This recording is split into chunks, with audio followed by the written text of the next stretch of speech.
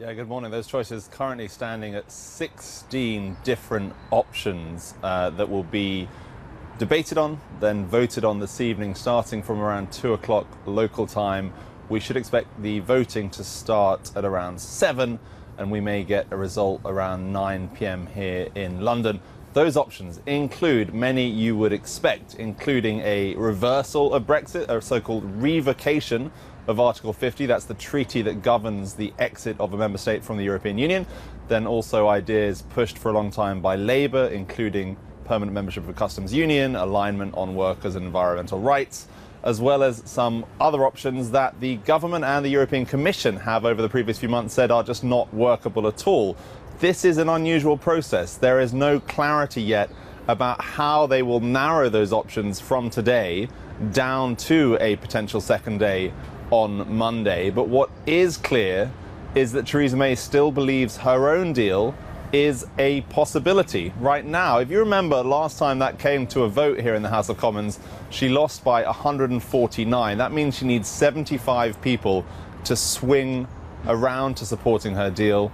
As of right now, it looks like that number could be getting down to around 50. She may have managed to bring quite a couple of dozen over in order to support her deal. And over the last 24 hours, we've had some quite high-profile members of her party who've been staunch critics of the deal, saying that now, as they look at the reality facing them, they're facing a choice between her deal and no Brexit. They are now inclined to vote for it. So there's a lot of fluidity still here in Westminster, but this voting process this afternoon, very unusual. The Speaker will be selecting the ideas, essentially these options being put forward by members of the House of Commons overnight, and we'll then see those debates start in a few hours' time.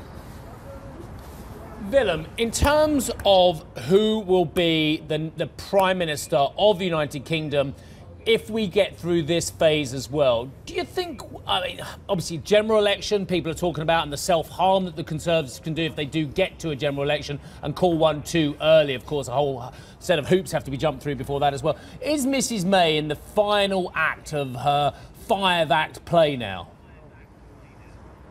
Certainly she's faced a really absurd amount of pressure over the last 2 years, all focused on Brexit. Let's not forget, she chose to take on this task and this job. She must have been aware of what that would entail.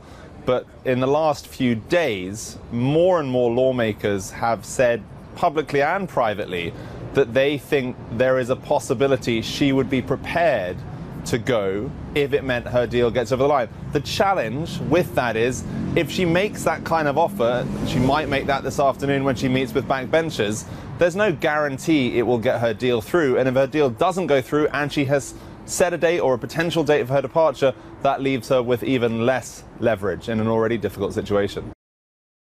Hi, I'm Joanna Bersecci, and thank you for watching. You can check out more of our videos by clicking on the boxes on the screen.